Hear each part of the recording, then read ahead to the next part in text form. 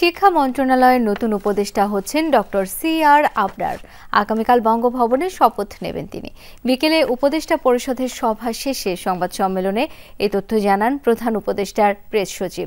সকালে ডক্টর মোহাম্মদ ইউনূসের সভাপতিত্বে উপদেষ্টা পরিষদের সভা অনুষ্ঠিত হয়। সভায় পিএসসির মাধ্যমে বাড়তি 2000 চিকিৎসক নিয়োগের সিদ্ধান্ত নেওয়া হয়। এ সময় রিজওয়ানা হাসান বলেন, সৌদি আরামকো বাজার মূল্যের কমে বাংলাদেশকে এলএনজি দিতে সম্মত হয়েছে। আমি আর ম্যাগি স্বাদ ও ভালোবাসার দারুণ জুটি ফ্রম নেসলে। মঙ্গলবার সকালে প্রধান উপদেষ্টা ডক্টর মোহাম্মদ ইউনূসের সভাপতিত্বে অনুষ্ঠিত হয় উপদেষ্টা পরিষদের সভা। পরে ফরেন সার্ভিস একাডেমিতে আয়োজিত এক সংবাদ সম্মেলনে কথা বলেন বন ও পরিবেশ উপদেষ্টা রিজওয়ানা হাসান। জানান, উপদেষ্টা পরিষদের গৃহীত সিদ্ধান্ত নিয়ে একটি রিভিউ হয়েছে যাতে বাস্তবায়নের হার 68.16%। পিএসসির মাধ্যমে 3493 জন চিকিৎসক নিয়োগের প্রক্রিয়া চলমান, যেখানে আরও 2000 চিকিৎসক নিয়োগের সিদ্ধান্ত নেওয়া হয়েছে।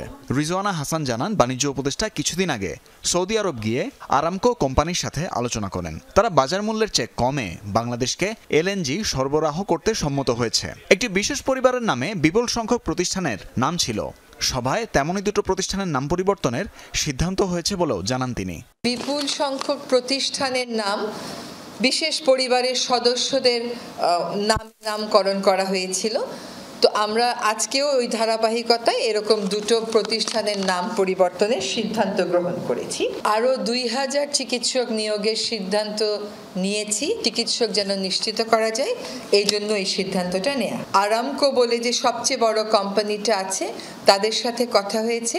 তারা বাজারে যে দামে দেয় তার থেকে কম দামে বাংলাদেশকে এলএনজি সরবরাহে সম্মত হয়েছে। রিজওয়ানা হাসান বলেন, জুলাই অভ্যুত্থানে আহত ও নিহতদের পরিবারের সদস্যদের স্কুলে ভর্তি করানো এককালীন সুবিধার অন্তর্ভুক্ত।